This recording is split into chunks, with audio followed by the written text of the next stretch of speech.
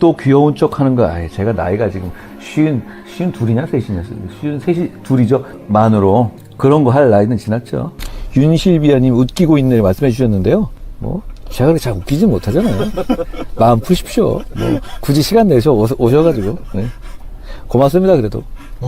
동훈이 형 연예인병 생겼어? 이걸 뭐 연예인병이라고 하겠습니까? 여러분 연예인 안 보셔서 그래요. 제가 지혜은 씨 딱 보니까 아 연예인 다르구나 싶고 정성호 씨 봐도 아 이게 연예인 아무나 하는 거 아니구나 싶더라고요. 저는 정치인 한동훈, 인간 한동훈이 싱크로가 잘 돼 있는 편입니다. 뭐 따로 준비하거나 기획해서 말하지는 않습니다. 품격 있는 정치, 책임지는 정치를 하다 보니까 오해를 하시는 분들이 많은데요. 제가 최근에 유튜브에서 라방을 시작했어요. 방송을 켜놓고 그냥 제가 새우깡 먹고 조리폭 먹으면서 뭐 기타 친 얘기, 음악 얘기, 영화 얘기 그리고 나오는 질문에 대해서 진솔하게 대답하는 시간이었습니다. 거기서 보여주는 게 사실상은 진짜 제 모습인데요.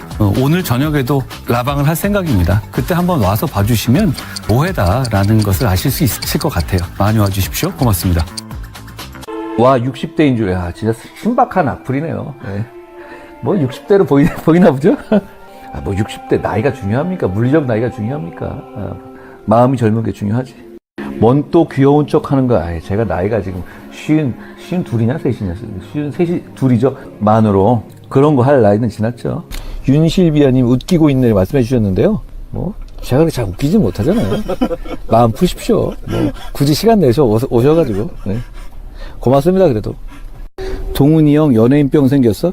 이걸 뭐 연예인병이라고 하겠습니까? 여러분 연예인 안 보셔서 그래요. 제가 지혜은 씨 딱 보니까 아 연예인 다르구나 싶고 정성호 씨 봐도 아 이게 연예인 아무나 하는 거 아니구나 싶더라고요. 저는 정치인 한동훈, 인간 한동훈이 싱크로가 잘 돼 있는 편입니다. 뭐 따로 준비하거나 기획해서 말하지는 않습니다. 품격 있는 정치, 책임지는 정치를 하다 보니까 오해를 하시는 분들이 많은데요. 제가 최근에 유튜브에서 라방을 시작했어요. 방송을 켜놓고 그냥 제가 새우깡 먹고 조리폭 먹으면서 뭐 기타 친 얘기, 음악 얘기, 영화 얘기 그리고 나오는 질문에 대해서 진솔하게 대답하는 시간이었습니다. 거기서 보여주는 게 사실상은 진짜 제 모습인데요.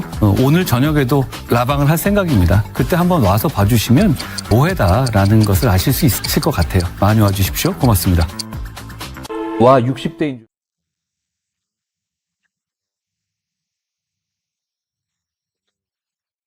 월요일 한 주간 시작하는 힘찬 월요일인데 공교롭게도 지금 필리핀에 어마어마한 폭우가 지금 오고 있습니다. 그래서 지금 그 필리핀은요 정부기관을 다 닫았어요. 그러니까 이게 그 뭐 메인 도로들이 다 물에 차갖고 쉽게 얘기하면 우리나라로 치면 뭐 광화문 사거리 이렇게 생각하시면 됩니다. 이 마닐라를 통과하는 8차선 굉장히 큰 도로가 있는데 그 도로가 물에 차갖고 통행이 불가능해지니까 정부에서 아예 발표를 했습니다. 모든 관공서에 문을 닫는다. 그럼 이제 자동으로 은행도 닫고 뭐 학교도 닫고 다 닫고 지금 뭐 엄청난 마비 상태입니다. 네, 필리핀은 한국도 지금 뭐 물난리 때문에 그 굉장히 좀 안 좋은 상태인 것 같은데 필리핀이 아주 심각합니다 지금. 아니 그 태풍이 일주일 간격으로 계속 왔거든요. 일주일마다 계속 왔더니 드디어 이제 물폭탄 태풍이 와갖고 자간 온 나라가 지금 비상에 걸려 있네. 예, 애플민트님, 어떤 기회인지 방송 기다리겠습니다. 스캐너는 못할 것 같습니다. 취소 부탁드립니다. 그렇군요. 민트님. 예, 주니키님, 한통역센, 오늘 방송도 잘 듣겠습니다. 블루마운틴 대표님 안녕하세요. 월요일 방송 잘 듣겠습니다. 예, 저는 바빠서 귀팅합니다. 네, 감사합니다. 귀팅해 주시면 감사하죠. 열정님, 폭염 서울, 다시 또 더워졌어요? 서울이? 방금 잘 듣겠습니다. 예, 유치원생 한동님, 안녕하세요. 잘 듣겠습니다. 열정님, 강선우, 좌판에서 엄청 공격하네요. 예, 사필규정님, 안녕하세요. 반갑습니다. 오두막님, 선생님, 안녕하세요. 방금 잘 듣겠습니다. 반갑습니다. 전 이렇게, 날씨가 안 좋은데도 또 변함없이 이렇게 들어와서 또 함께 참석해 주셔서 감사드립니다. 자, 오늘의 썸네일 한번 읽고 시작하겠습니다. 한통령 방송 25년 7월 21일 방송 경축, 제가 경축이라고 얘기했습니다. 이진숙 지명철회, 강선우는 임명. 지금 이렇게 여러분도 알고 계시잖아요. 이게 우리 입장에서는 정말 잔치를 열 만한 사건이다. 이게 왜 잔치를 열 만한 사건이냐? 제가 이제 본론에 들어가서 좀 설명을 드리겠습니다. 기회는 한동훈에게 오고 있다. 여러분 이거 갖고 뭐 지금 뭐 엄청 말들이 많은데 왜 강선우를 갖다가 왜 임명을 했느냐 이렇게 말이 많은데 저는 여러분 생각해 보세요. 누구를 임명하나 사실은 그 뭐 이재명 정부의 그 밥에 그 나물이라고 우리가 흔히 얘기하지 않습니까? 그러니까 누구를 임명해도 사실 뭐 괜찮아요. 그 대세에 크게 지장이 없어요. 예. 그런데 거기다가 강선우를 임명한다는 게 큰 의미가 있다. 이렇게 말씀드립니다. 이게 뭐하고 똑같냐면 그 김의겸이 있잖아요. 김의겸 뭐 사만급청장 그거 똑같은 거예요. 아니 사만금 청장으로 김의겸이 아니라 다른 사람을 임명해도 뭐 크게 뭐 대세에 지장이 없습니다. 하지만 김의겸을 임명했다는 것 자체가 우리 입장에서 보면 그러니까 한동훈 입장에서 보면 굉장한 호재다. 이렇게 말씀드립니다. 아이고 김기나님 네, 안녕하세요. 반갑습니다. 오늘 뭐 하루 종일 제가 이제 이번 그 주말의 포인트가 그거라고 그랬잖아요. 그 두 여인이 과연 임명이 될 거냐, 아니면 낙마를 할 거냐, 이게 가장 중요한 포인트라고 그랬잖아요. 자, 주말이 지나고 나니까 가닥이 잡혔는데, 어떻게 가닥이 잡혔느냐? 이진숙은 철회, 그 다음에 강선우는 유지, 이렇게. 그러니까 뭐 실용주의 자극인데, 요거는 이제 그 헤드라인이 그 노컷뉴스로, 그러니까 이제 좌파 언론이죠. 그러니까 굳이 또 이재명을 갖다 실리를 치려고 그 실용주의라는 단어를 갖다 써갖고, 뭐 이렇게 썼지만 이건 뭐 그냥 하는 얘기다. 실용주의는 아닙니다. 예. 그냥 언론에서 그냥 하는 얘기다. 이렇게 말씀을 드립니다. 그래서 이재명 대통령 지지율 첫 번째로 하락했다. 62.1%. 이재숙, 강선우 여파 리얼미터. 리얼미터 이제 월요일마다 나오는 거 있잖아요. 긍정평가가 2.4% 떨어지고 부정평가가 2.3% 올라가고 네, 민주당도 4주 만에 5.4% 오늘 하락해서 50.8%다. 국힘은 27.4%다. 이렇게 리얼미터의 조사 결과 나왔다. 근데 이제 중요한 게 이진숙은 낙마. 그 다음에 이진숙 여러분 아시죠? 이진숙의 대표적인 건 뭐죠? 일단은 이제 논문 표절, 오타까지 표절했다. 그 제자 논문을 갖다가 그렇게 했다. 그럼 뭐예요? 저희 강자 입장에서, 지도교수 입장에서 제자 논문을 한 거는 그 좀 더 악질이죠. 어떻게 보면 평등 관계가 아니잖아요. 자, 그거하고 또 이진숙 그러면 뭐죠? 뭐 자녀를 갖다가 어릴 때 그 뭐 유학을 두 명을 보냈는데 그거 자체가 뭐 한국어 교육법에 뭐 위반이 된다. 이런 얘기가 있죠. 뭐 1년에 1억 들었다. 한 사람당. 그런 얘기도 있고 그렇습니다. 강선우는 뭐 쉽게 얘기하면 갑질입니다. 보좌관 갑질. 그다음에 잠깐 뭐 장관 갑 오늘 이제 발표된 것도 장관 갑질에 대해서 얘기했는데 강선우 그러면 대표적인 게 그냥 갑질이다. 휴지벌이라고 경계충사라 그러고 잠깐 온갖 갑질을 갖다가 다 했다. 보좌관이 펑펑 울었다. 뭐 그만두면 또 협박. 내가 네 인생을 맡겠다. 취직을 갖다가 못하게끔 맡겠다. 완전 갑질이죠. 예.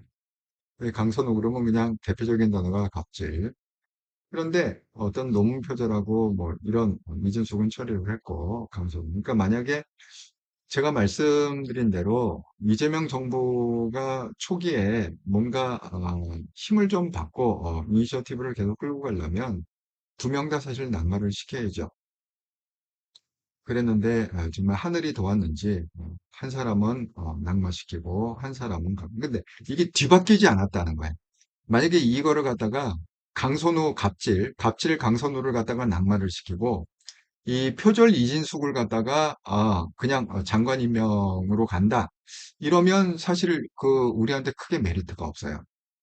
그런데 이 강선우를 갖다가 장관으로 가고 이진숙을 어쨌든 강선우가 장관으로 간다는데 큰 메리트가 있다. 이 한동훈 입장에서. 저희는 뭐 죽으나 사나 채널 이름이 한통령 채널 아닙니까? 그러니까 한동훈 쪽에 이게 유리하냐 불리하냐를 갖다가 계속 매일매일 설명을 해주지 않습니까? 이 환경들이.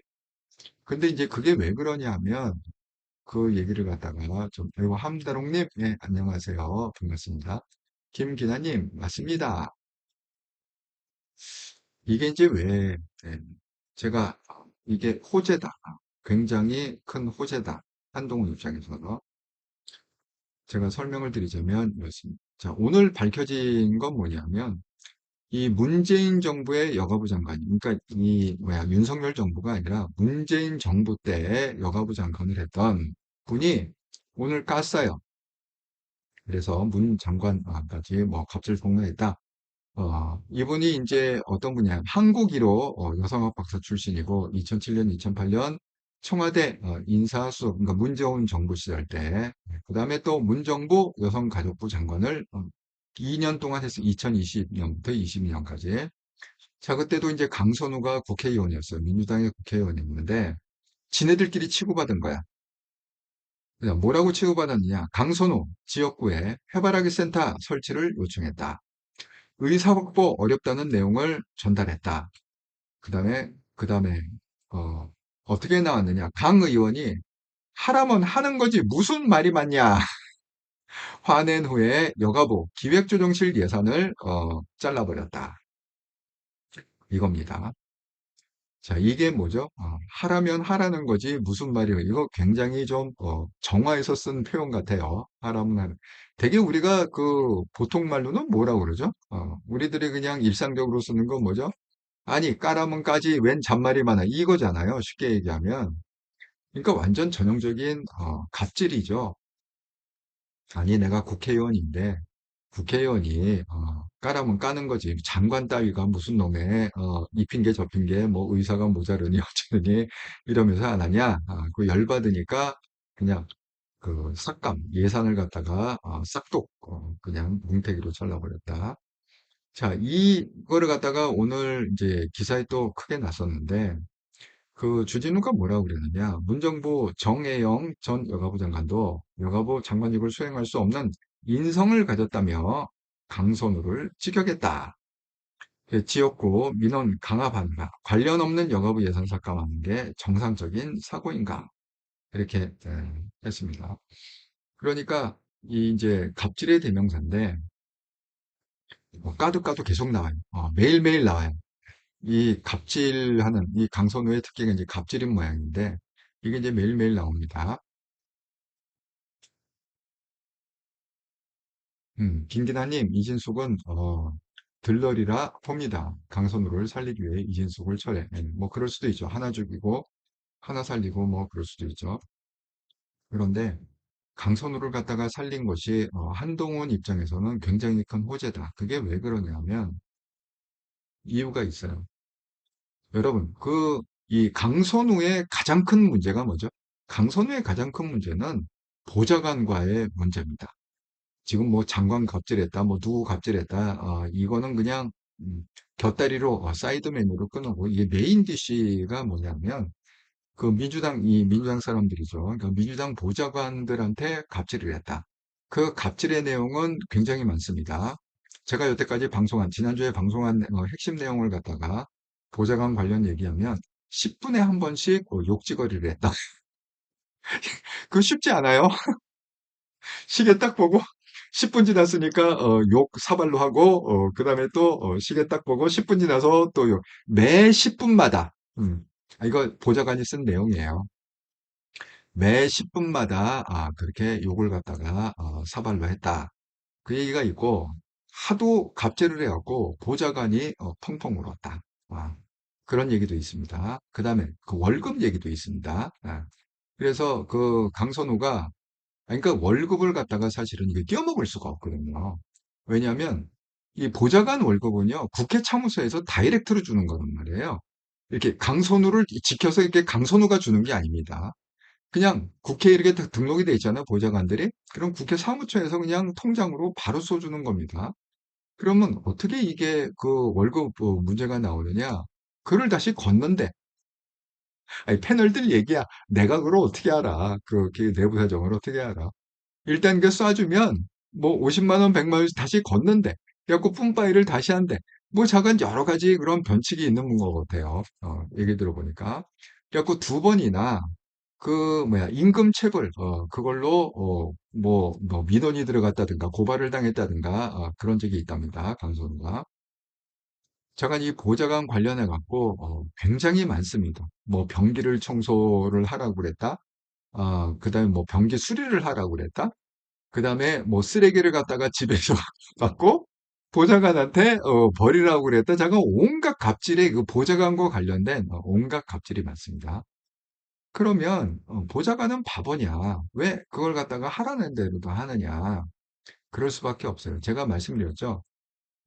지금도 떠 있습니다. 넷플릭스에 드라마가 어떤 드라마가 있느냐? 보좌관이라는 드라마가 있습니다. 이게 제 말이 좀 실감나게 보시려면 그 보좌관 시즌 1이 있고 시즌 2가 있는데 시즌 2는 볼필 되게 시즌 2는 재미가 없어요. 되게 시즌 1이 히트쳤기 때문에 시즌 2를 하는 건데 시즌 1을 보세요. 시즌 1에 그 몇 판만 보면 거기 어떤 장면이 나오느냐? 국회의원이 그 조인트 까는 장면도 있고요. 드라마 조인트 뭔지 아시죠? 구두발로 정강이를 차는 걸 조인트 깐다고 그러잖아요. 그 군대에서 저도 많이 당해봤는데 그 엄청 아픕니다. 그 상처가 저는 아직도 있어요. 군대에서 그 조인트 까인 그 군화로 조인트 까인 상처가 저는 아직도 있습니다. 그럴 정도로 그냥 국회의원도 세워놓고 차렷 그 대사가 그렇게 나와 차렷 해놓고 그냥 까 그래갖고 또 뭐 아이고 아프다고 해서 똑바로 서 차렷 하고 또 까고 이런 게 있습니다. 이 보좌관의 그 위치를 갖다가 정말 잘 알 수 있는 게 그 보좌관이라는 드라마입니다. 한번 꼭 그 제가 그랬잖아요. 그 뭐야 그 오징어 게임으로 월드 스타가 된 그분이 주인공으로 나오느라고 사필기 형님 강선우 이 정도 수준의 딱이죠. 예. 저는 이게 신의 한 수라고 생각합니다. 우리 쪽에서 보면 신의 한 수다 이렇게 생각합니다. 제가 왜 이런 말씀을 하냐 하면 잘 생각해 보세요. 제가 지금부터 좀 이렇게 논리를 설명할 테니까 잘 한번 같이 생각해 봅시다. 지금 그 이재명 정부하고 뭔가를 갖다가 딴지를 걸거나 내지는 뭐 균형을 맞추거나 브레이크를 잡으려고 그러면 누가 해줘야 되죠? 제1야당이 지금 국힘이잖아요. 근데 국힘이 지금 그런 기능을 할 수가 있습니까? 전혀 못하죠. 국힘은 완전히 이제 극으로 가버렸습니다. 우리가 알고 있던 옛날 뭐 박근혜 대통령 시절에 그 국힘 분위기가 아니에요. 완전 극우, 그러니까 전향길이다 이렇게 생각하시면 돼요. 쉽게 얘기하면 전향길이 국힘을 장하겠다. 이런 분위기, 제가 분위기를 얘기하는 거예요. 자, 그렇게 되면 지금 이재명을 견제할 수가 없어요. 근데 이재명은 어쨌든 간에 견제를 당할 뿐만 아니라 이재명 정부가 잘 나가면 안 되잖아요. 어쨌든 좀 망해가야 좋은 거 아닙니까? 그 한동훈 입장에서는. 물론 뭐 나라도 망하겠죠. 근데 어차피 뭐 나라는 망하는 건 그냥 당연한 거니까 그 얘기는 차지하고 어쨌든 이재명 정부가 잘 나가면 안 되잖아요. 일단 망해야 되잖아요. 지지율도 떨어지고 어쨌든 폭망을 해야 되지 않겠습니까?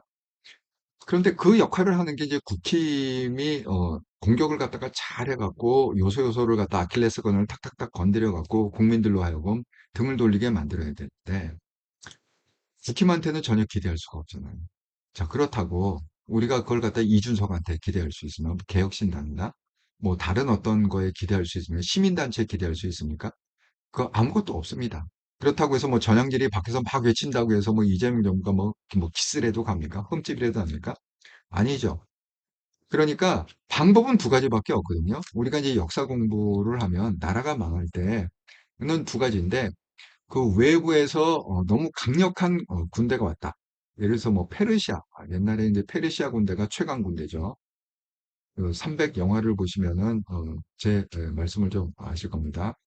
그리고 페르시아가 그때 이 거의 뭐 중동을 갖다 다 휩쓸 그런 시절이었거든요. 그러니까 외부에서 엄청나게 강한 군대가 와갖고 결국 나라가 망하거나 아니면 내부에서 반란이 일어나갖고 내부 혼란으로 나라가 스스로 무너지고 그 둘 중에 하나거든요. 그러니까 지금 이재명 정부를 이렇게 딱 봤을 때는 외부의 공격으로 이재명 정부가 무너지기는 힘들어요. 왜냐하면 그만한 적수가 없어. 지금 그 뭐 국힘을 비롯해 갖고 적수가 없잖아요.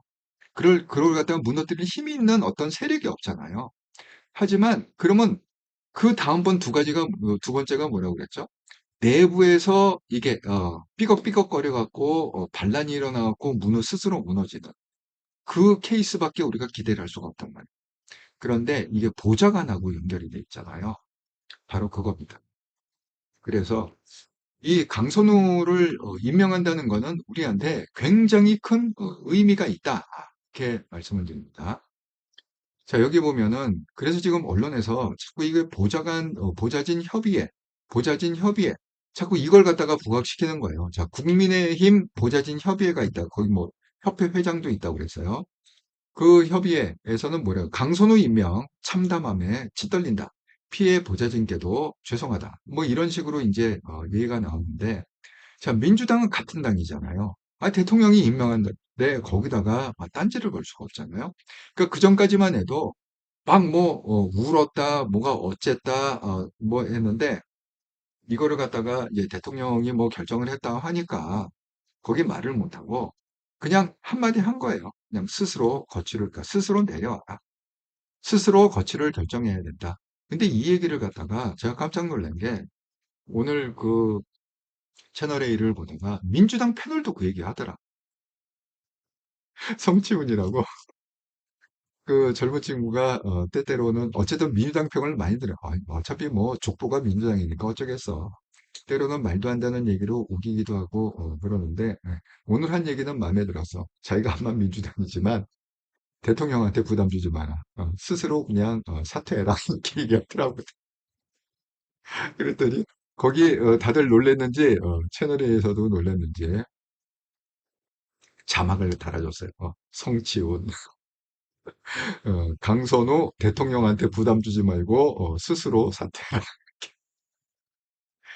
아니 그럴 정도로 지금 이 문제가 사실은 심각하다 이렇게 말씀드립니다.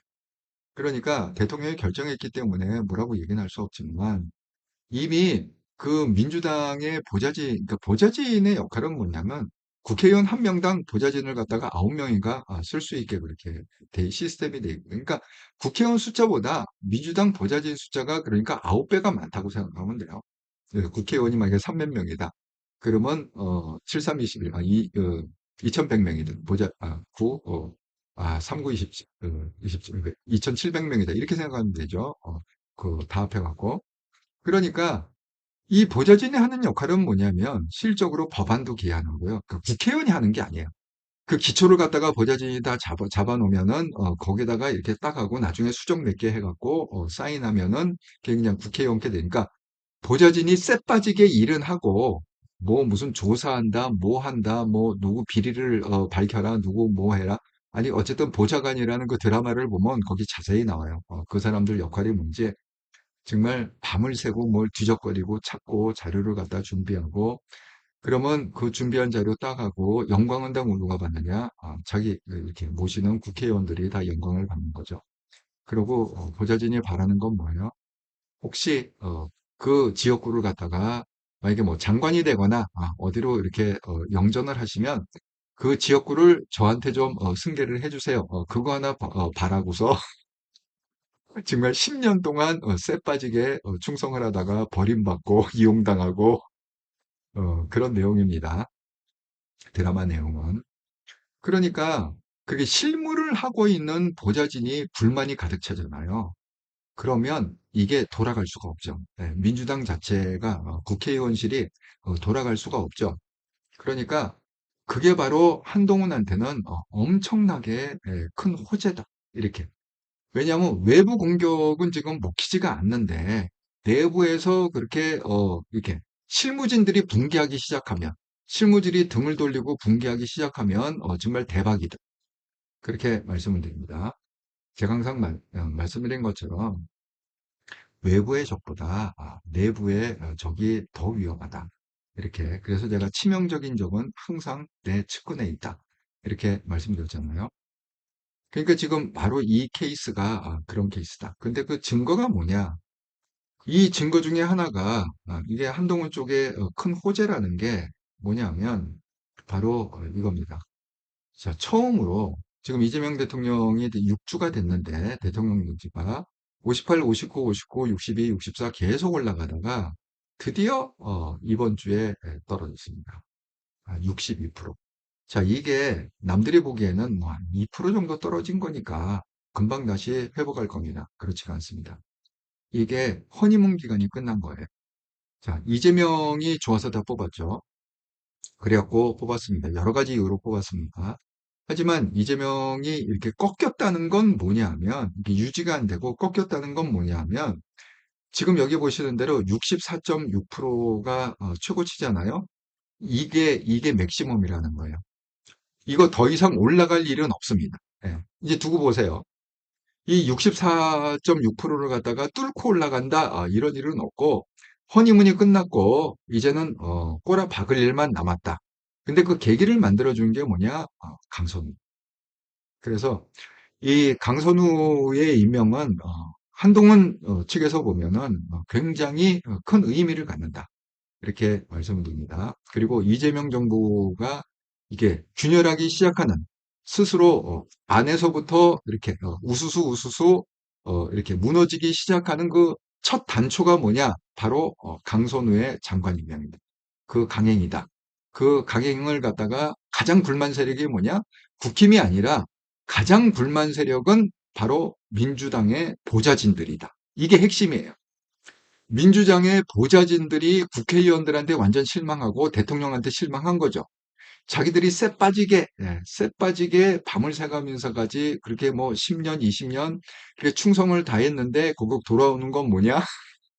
결국은 자기네들의 인권이고 자시고 다 개무시하고 강선우를 장관으로 임명한다.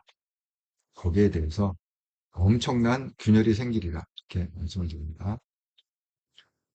아, 주니키님, 찝다운 결정이자 찝닿지 않은 결정. 네, 블루님, 송호성 원님부터 비상대책위원장이 보장한 정강이 쪼끄 까고 6개월 정지받는, 정강, 정말, 정보가 많으세요. 송호성의 조인트를 까보면,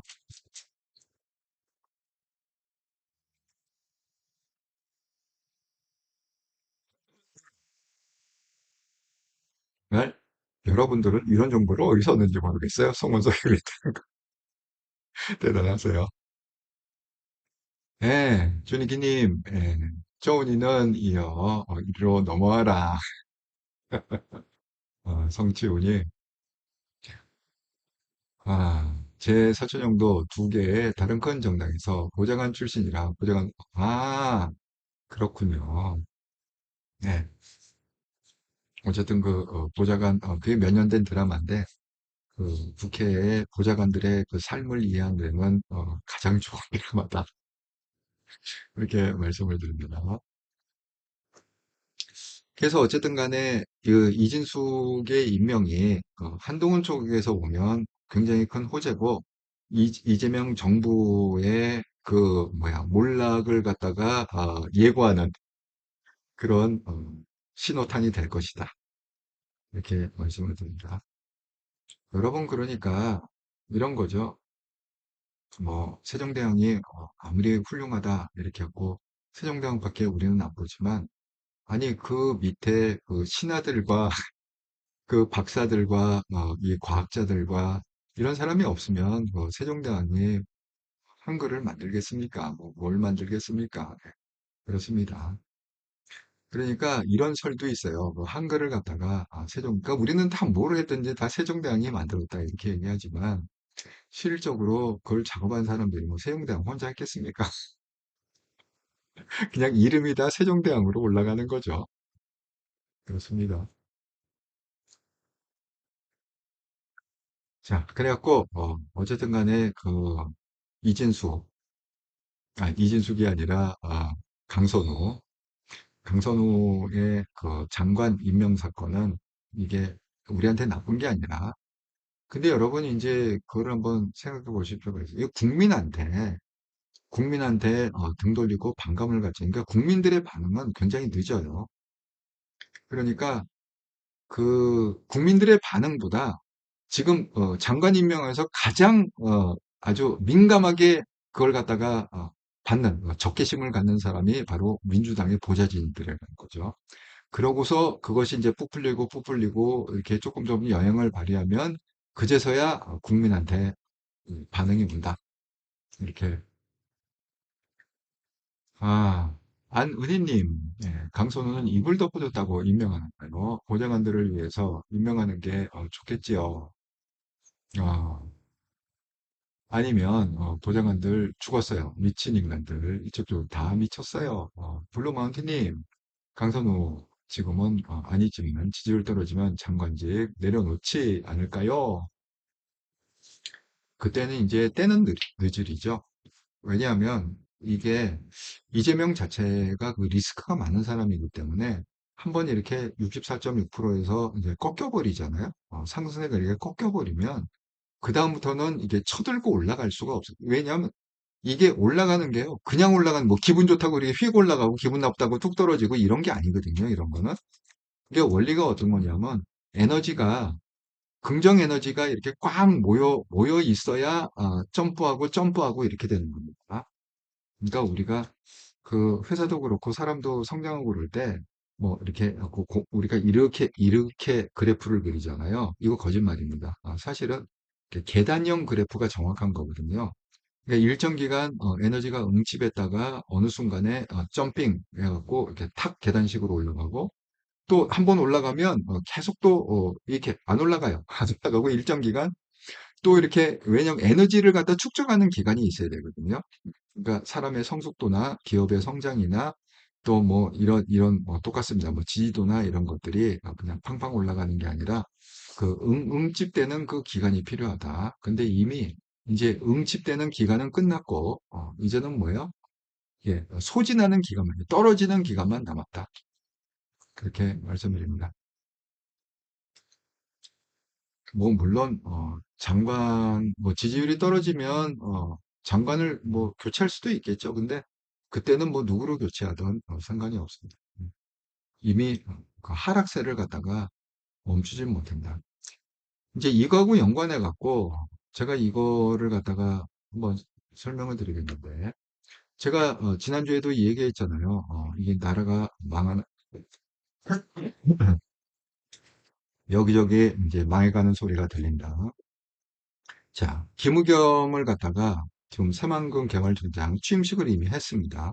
이건 이제 확실히 임명이 됩니다. 이게 차관급이라고 해요. 그런데 여러분, 이것도 한동훈 입장에서 보면 호재입니다. 이게 왜 호재냐? 여러분, 예를 들어서 새만금 개발청장을 갖다가 우리가 모르는 그냥 새로운 인물로 임명을 했다 칩시다. 그렇다고 해서 그러면 그 사람이 그러면 우리가 확률적으로 제가 뭐 그 사람 뭐 누구인지 알 수가 없으니까 확률적으로 보면은 그 사람이 그러면 뭐 아주 청명결백하게 뭐 그렇게 하겠습니까? 아니죠. 뭐 누가 헤쳐먹던 어쨌든 누구나 헤쳐먹 요새 뭐 이 좌파들이 더 돈 밝히는 게 좌파들 아닙니까? 여기저기 돈 사고가 많이 나고 있잖아요, 지금. 그러니까 김우겸이 안 되더라도 뭐 A라는 사람이 뭐 됐다. 우리가 전혀 모르는 그런 A라는 사람이 됐다 그래서 아니 새만금 뭐 개발총장 그거 뭐 안 해먹으라는 보장이 있습니까? 그러니까 차라리 그럴 바에야 우리가 모르는 사람이 돼갖고 헤쳐먹는 거다. 제가 영화 한 편 시나리오 쓰자면 그렇습니다. 뭐 헤쳐먹을지 안 해먹을지 알 수가 없죠. 그러니까 영화 한 편 쓰자고 그러면 전혀 우리가 모르는 사람이 청장으로 해갖고 헤쳐먹거나 김의겸 우리가 잘 아는 우리가 흑석동에 그 부동산으로 헤쳐먹은 그 전력이 있는, 그 다음에 그 뭐야, 한동훈 대표한테 무슨 놈의, 강남에 해갖고 뭐 해갖고, 뭐, 김앤장 뭐, 변호사가 뭐 2, 30명이 모여갖고 같이 노래를 불렀다, 쿵짝을 했다, 이렇게 우리가 잘 알고 있는 사람이지, 김의겸. 그런 사람이 새만금 청장을 해서 헤쳐먹으나 헤쳐먹는 건 똑같아요. 근데 이게 왜 효과가 다르느냐? 김의겸 그러면 우리가 전력을 알잖아요. 전과가 있잖아요. 쉽게 얘기하면 흑석동, 무슨 청담동 이런 전력이 있잖아요. 그러니까 이해가 빠르다는 거야, 국민들이. 이 저런 인간을 갖다가 어떻게 청장으로 저거 보나마나 헤쳐먹을 텐데 이게 국민들 이해가 빠르다는 거죠. 그래서 한동훈 쪽에서 보면 굉장히 호재다. 이렇게 말씀, 뭐, 이거, 뭐, 누구를 치든, 헤쳐먹지 않겠습니까? 영화 한 편 쓰자면 그런 거죠. 아이고, 함다롱님, 감사합니다. 이렇게 또 슈퍼챗으로 응원해 주셔서, 정말 감사합니다. 아, 쪼니키님, 블루먼 뒤도 안 돌아보고 사퇴님, 너 누구냐, 넌. 예. 지지율 떨어지면 사퇴시킨다는 거죠. 블루마운틴 같은 단칼이지. 김현웅님, 김은수 후보 나왔을 때 보면 그랬던 것 같아요. 쉽게 바뀌지 않는 거 알게 됐어요. 예, 그렇습니다. 블루마운틴 어디다 들이대? 예, 그렇습니다. 아이고, 함다롱님, 예, 수고책 감사합니다. 예, 김경희님, 아이고, 반갑습니다. 김경희님. 예, 블루마운틴님, 참, 전환길이 한동훈하고 같은 급으로 놀려고 하지 않는, 진짜, 갑반사장이 따로 없습니다. 자, 지금 뭐, 블루마운틴님 이제 말씀 나온 김에, 약간 좀, 방향을 갖다가 틀어서, 우리가 이제 국힘 얘기를 갖다가 좀 해보자면,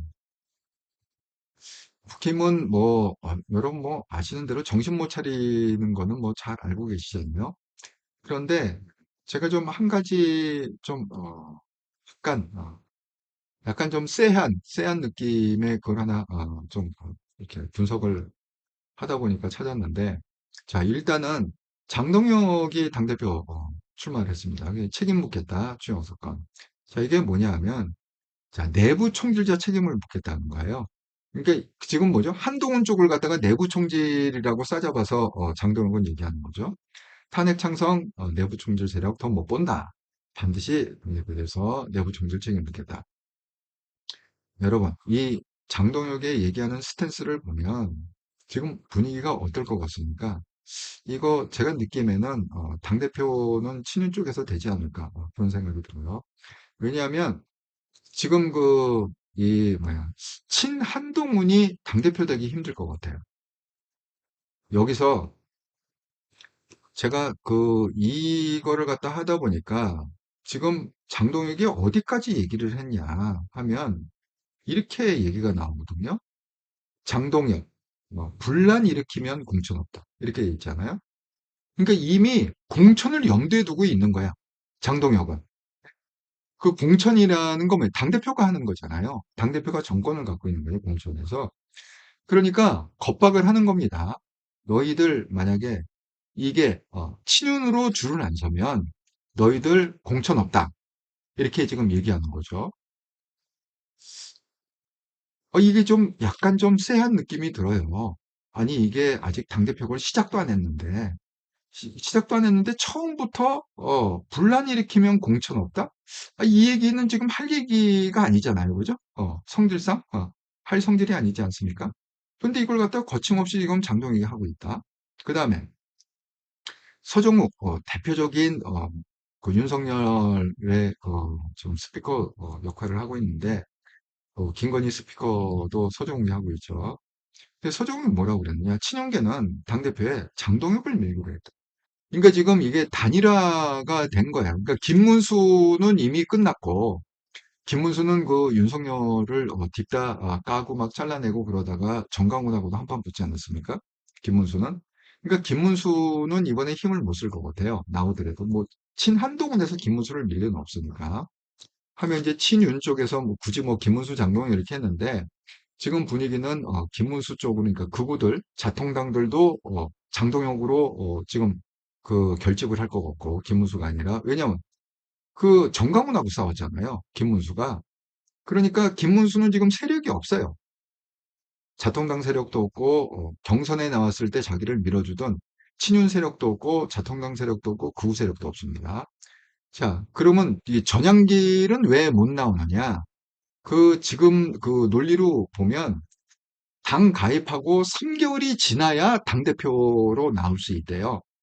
그러니까 전향길이 지금 한 달 됐다고 그랬잖아요. 근데 당대표는 지금 이게 일정이 발표되지 않았습니까? 그러니까 전향길은 그 3개월 그 제한에 걸려갖고 직접 당대표로는 못 나온다. 물론 나올 수 있죠. 비대위에서 뭐 전향길이 나오겠다 하면 야 나오겠다는 사람 어떻게 막냐 그리고 비대위에서 그냥 억셉트 하면은 나올 수 있다고 합니다. 그러면 이제 또 난리가 나겠죠.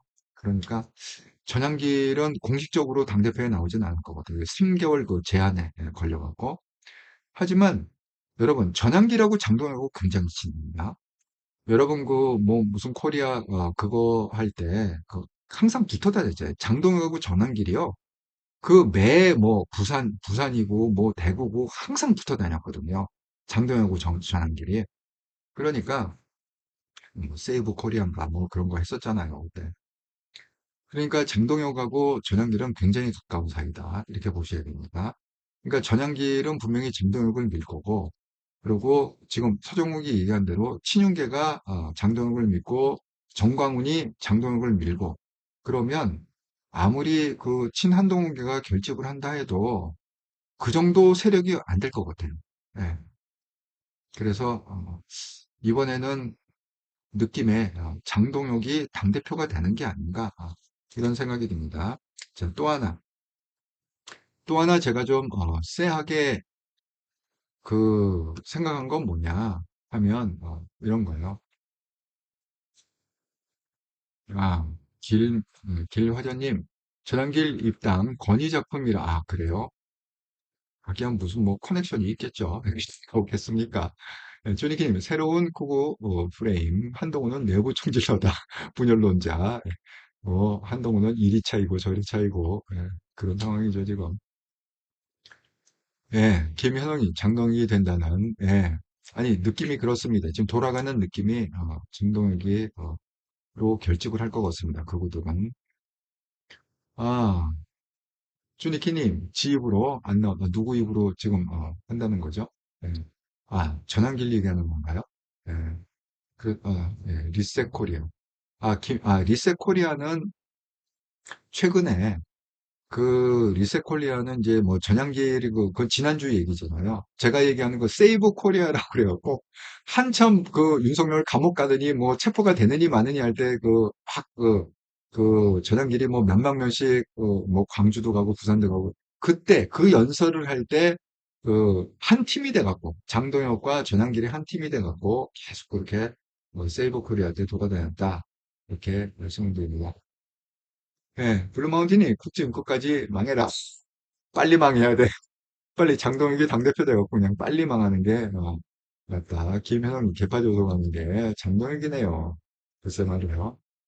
그런데, 그, 한 가지 좀 제가 세하게 생각했던 건 뭐냐면, 조경태의 이 말이에요. 저는 저뿐만 아니라 여러분도 그렇게 생각했을 거예요. 조경태 의원이 그 6선인가, 이렇게 최다선 아닙니까? 국힘에서는. 맨 먼저 당대표 출마 선언을 했어요. 그때, 조경태가 당대표로 나온다는 거는 한동훈이 당대표 안 나온다. 왜? 조경태가 친한동훈계 좌장이잖아요. 그런데, 그래서 조경태가 나왔다는 거는 출마 선언을 했다는 거는 한동훈 대표와 사전에 교감이 있었다는 거다. 이렇게 생각을 했단 말이에요, 다들. 그런데 오늘 기사에 보니까 조경태가 뭐라고 그러느냐. 안철수 한동훈에게 100% 국민 경선으로 단일화하자. 아니 이게 무슨 생뚱맞은 얘기죠? 아니 이 얘기가 사실이라면 조경태의 이 말이 사실이라면 뭐 안철수는 관심 없습니다. 자, 조경태가 한동훈에게 우리 단일화하자. 당대표 단일화하자. 아니, 그러면 뭐예요? 사전에 얘기가 없었다는 거잖아. 조경태하고 한동훈이, 그러니까 조경태가 출마 선언할 때 한동훈하고 사전에 의논 없이 그냥 출마했다는 거 아닌가요? 이렇게 얘기한다는 거는. 그 뒤늦게 지금 한동훈이 뭐 당대표에 나오느니 안 나오느니 또 나올 것 같다, 나올 확률이 많다, 또 이렇게 분위기가 막 이렇게 돌아가니까 조용태가 그러면 이쪽은 다 단일화하자. 뭐 조용태, 안철수, 뭐 한동훈, 그다음에 어쨌든 누가 나오면 또 뭐 누구 뭐 유승민 나오면 유승민 이렇게 해갖고 우리가 이 반윤 세력이죠. 반윤 세력은 단일화하고 후보 하나 내자. 지금 이 제안을 한 거잖아요, 조용태가. 굉장히 쎄했습니다. 그러면 이게 친 한동훈 쪽에서도 사전 협의 없이 조영태가 먼저 그냥 출마 선언을 하고 한동훈은 지금 출마 고심을 하고 있다고 이건 나와야 되느냐 말아야 되느냐 이렇게 되면은 이게 단일 대우가 아니잖아요. 그런데 지금 친윤은 어떻게 돼 있습니까? 친윤은 김문수는 절대 안 된다. 김문수는 지지 세력이 지금 하나도 없습니다. 그러니까 장동혁 하나밖에 없어요. 친윤은. 그래서 이거 좀 분위기 쎄하다 이런 생각이 좀 듭니다.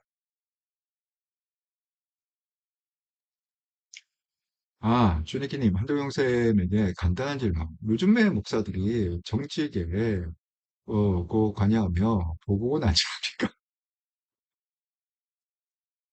물론 뭐 교회가 다 그런 게 아니라 이 목사들 중에도 정치 목사가 있는 거죠. 제가 그 백그라운드가 이 크리스천 백그라운드에서 어렸을 때부터 교회를 다니고 그러다 보니까 자연스럽게 그 뭐죠? 그 중등부 때 중등부 회장, 고등부 때 고등부 회장, 네, 청년 때는 또 청년부 회장. 그렇게 해갖고 제 나름대로 어렸을 때부터 이렇게 활동을 좀 많이 했던 그런 상황인데 제가 이거를 갖다가 언제 알았냐 하면 제가 그 20대에 그 이 청년 연합회가 있어요. 그 연합회에서 저를 갖다가 연합회 회장으로 뽑았거든요. 그 시절에, 그 20대에, 여러분 정말 그뭐 유명한 목사님이라는 분들을 많이 만나고, 왜? 그 청년 대표잖아. 연합회 회장이니까 청년 대표잖아. 그래갖고, 무슨 대형교회, 이런 그 교회들하고 많이 연합해갖고, 이렇게 활동을 했는데, 제가, 그때 이제 젊은 나이에도 깨달은 게 뭐냐면, 목사님 중에는 이 정치 목사들이 있구나. 정치를 좋아하는 목사들이 있구나. 나서기를 좋아하고, 그런 목사들이 있구나. 근데 뭐, 이 정치 목사님들은 이게 일종의 그게 병이기 때문에 이게 고칠 수가 없습니다. 여러분, 이 정치라는 게 일종의 병이 있네요. 이게 어느 정도 심각하냐 하면, 제가 뭐, 한 30년 전쯤인가요? 알고 있던 그분은, 국회의원 선거할 때마다 매일매일 나오세요. 그런데 표를 갖다가 얻는 거는 그냥, 3,000표 나중에 결과가 쭉 나오잖아요. 몇 표, 몇천 표 얻어. 몇천 표 없는데 떨어지잖아요?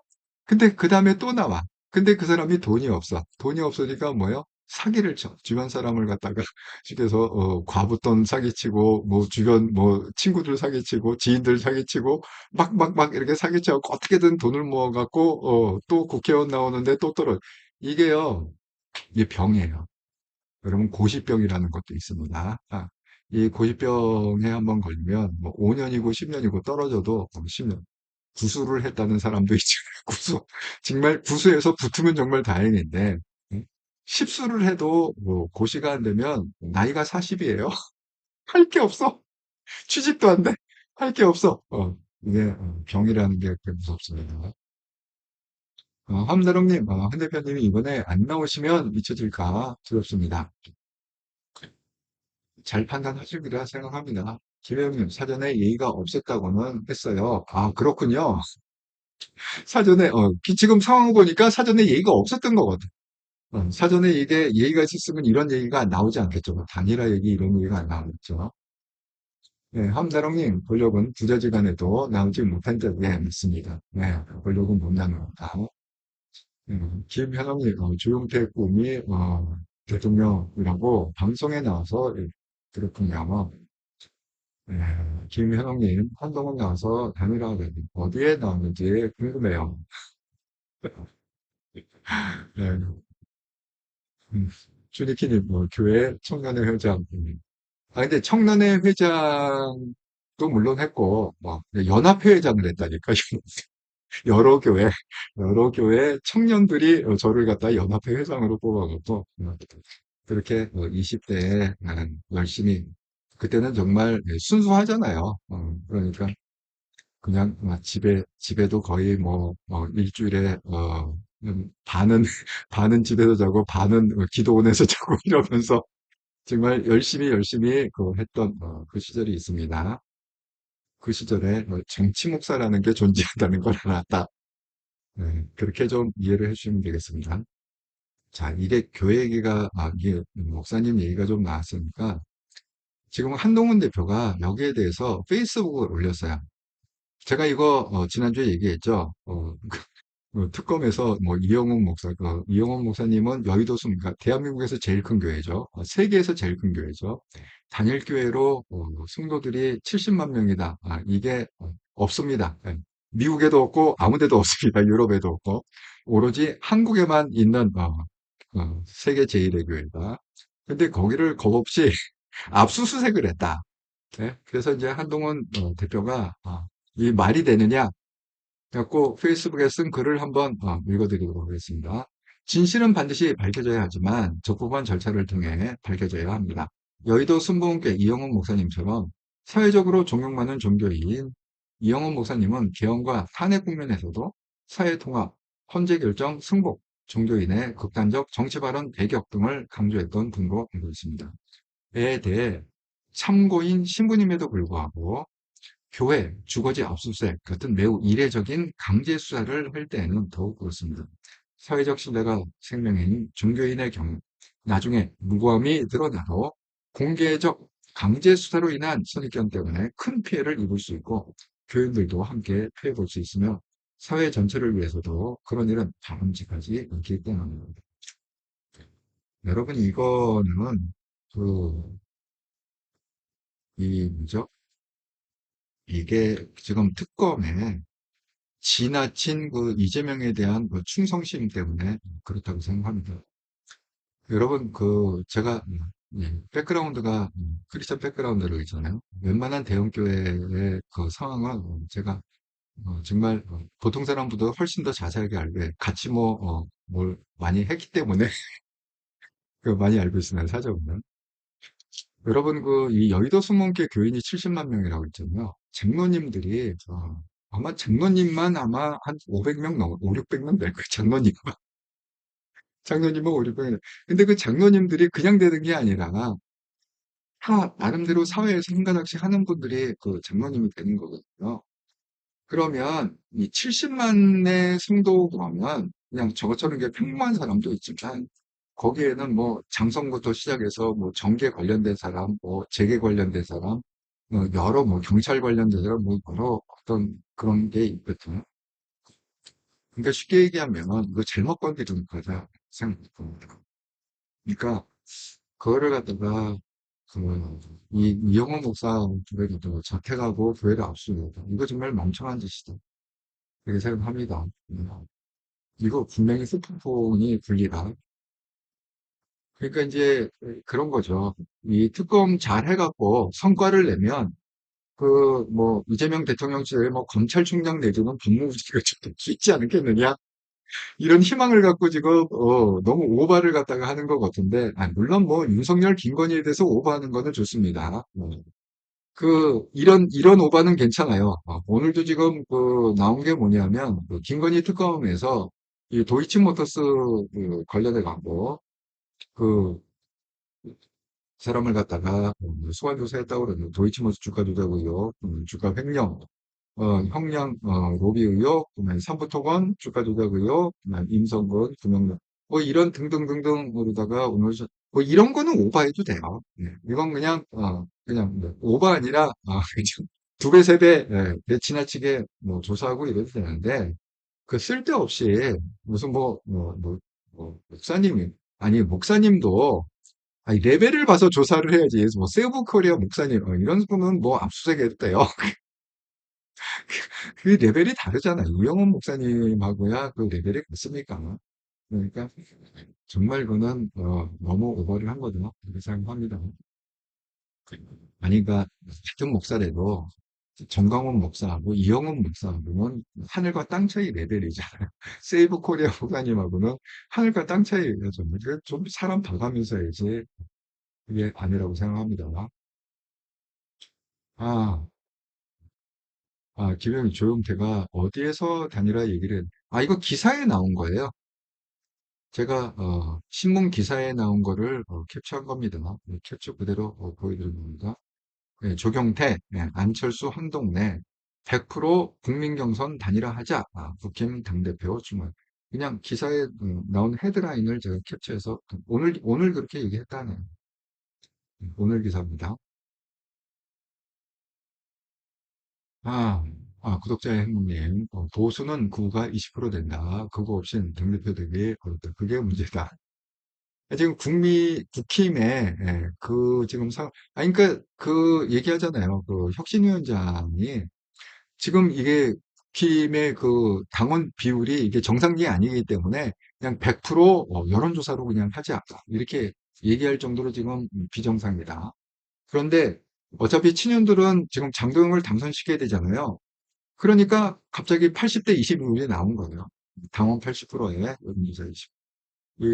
그렇게 되면은, 어쨌든 친윤이 미는 후보가 근데 친윤이 미는 후보가 지금 하나밖에 없잖아요. 전환길이 못 나온다고 하니까, 지금 장동혁밖에 없으니까, 장동혁이 될 확률이 높다. 제가 이렇게, 예상을 해봅니다.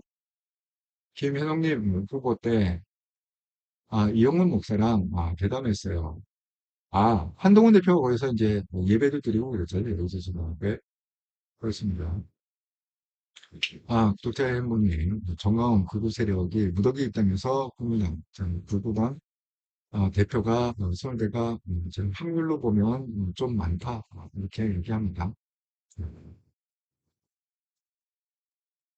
자, 그래서 지금 어쨌든 간에 그 제가 말씀드린 그 썸네일에서 말씀드린 그 강선우의 임명 강행 이것이 국민들한테는 말도 안 된다 이렇게 생각이 될지 모르겠지만 한동훈 측의 입장에서 보면 이건 악수 중에 악수다. 이재명은. 왜냐하면 보좌관들한테 엄청난 데미지를 입히는 거기 때문에 그 보좌관 쪽에서 균열이 생길 거다. 한동훈 쪽에서는 큰 호재고 그 호재의 결과가 뭐냐? 지지율이 꺾어졌다. 2% 이상 떨어졌다. 이걸로 지금 한동훈 호재에 그게 그러니까 지금 이게 지지율이요. 40%만 가도 이장 나는 거예요. 트럼프 지지율이 뭐 60% 이상 높지 않았습니까? 처음에 당선될 때. 자, 근데 이제 트럼프가 뭐 관세 무배랑 뭐 어쩌고저쩌고 물가 폭등, 그러니까 지지율 40%대로 등재를 했던. 그리고 지금 미국이 굉장히 분위기 안 좋습니다. 그러니까 대통령에 대한 시임도가 많이 떨어졌죠. 그러니까 이렇게 된다는 거예요. 지금 이제 60%대지만 이제 꺾어져 갖고 이게 50%대 진입하고 40%대 진입하고 그러면 이제 이재명에 대한 원성이 국민적인 원성이 굉장히 높아질 거다. 그 이유 중에 하나가 지금 또 이런 게 있어요. 여기 보면은 그 이재명이 왜 뭐 북한 송금 그거 갖고 말이 많았잖아요. 예. 그래갖고 뭐 이 판결로는 이미 다 거의 뭐 판결이 된 걸로 나오지 않았습니까, 재판이?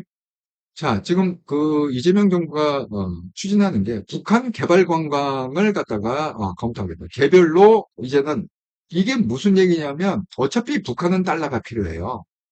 지금 달러 송금이 절실하잖아요. 최근에 보면 뭐 고급 요트도다가 김정은이 고급 요트를 하고 그것도 뭐 공개하고 막 그랬다고 그러는데 그거 살려면 어쨌든 간에 북한 돈으로 못 사니까 달러가 필요해서 했습니다.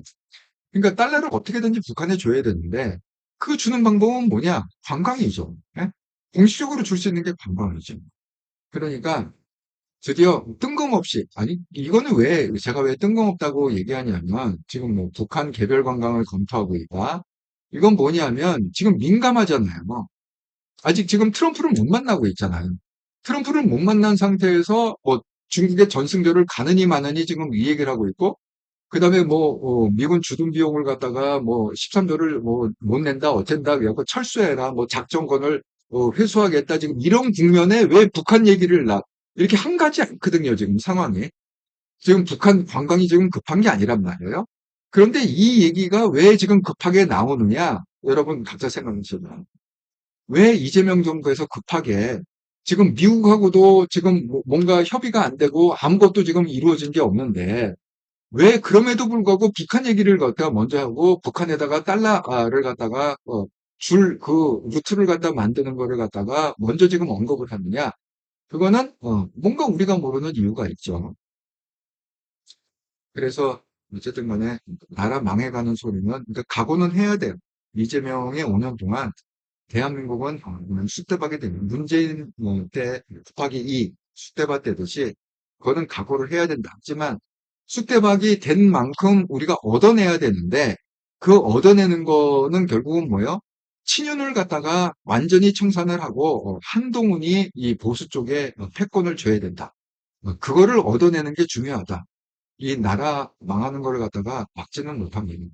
아니 지금 국회도 다 장악을 하고 있고 대통령도 다 장악을 하고 있는데 무슨 수로 우리가 나라 망하는 걸 막을 수 있습니까? 그러니까 망하는 건 어쩔 수 없지만 그 대가로다가 우리는 한동훈이 이 보수의 좌장이 될 수 있고 한동훈이 보수의 패권을 줄 수 있게끔 그거는 우리가 얻어내야 된다. 이렇게 제가 말씀을 드립니다. 아, 정말 답답한 일들이 많이 있지만 그거는 어쩔 수 없습니다. 어쨌든 간에 제가 이제 기회가 온다, 한동훈한테 기회가 오고 있다. 제가 지금 얘기하는 것들이 이게 뭐 한동훈이 특별히 뭘 해서가 아니라 이재명이 엄청난 지금 악수를 두고 있기 때문에 한동훈이 이 그거를 갖다가 잘 살려서 보수의 패권을 갖다가 줄 수 있는 그런 전략과 그런 어떤 수순을 둬봐야 된다. 그런 겁니다. 한동훈한테는 어쨌든 호재다. 이렇게 말씀을 합니다. 자, 이제 한 주간이 바뀌었죠.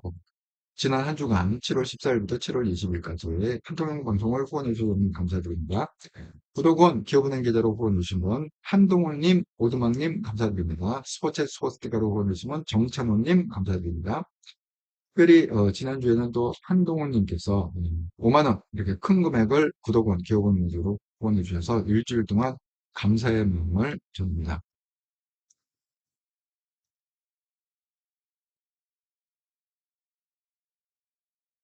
아, 구독자의 행복님, 정강 극우 세력의 무더기 입장에서 국연 장식에서 부당 대표가 선출될 확률이 많을 것 같습니다. 예.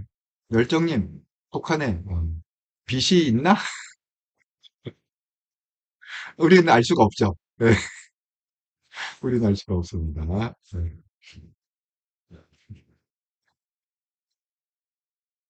예, 어쨌든 간에 오늘도 이렇게 1시간 넘는 방송을 함께 해주셔서 정말 감사드립니다. 여러분, 제가 항상 말씀드리지만 정치에 너무 가깝게 하지 마시고 지금 뭐 정치에 가깝게 할 때가 아닙니다.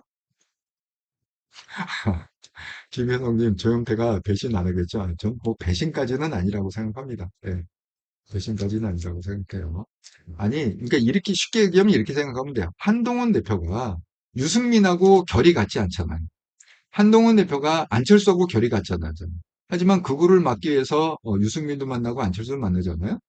하지만 한동훈 대표하고 조영태 대표는 결이 같잖아요. 그러니까 그걸 갖다가 너무 이렇게 확대해서 갈 필요는 없다.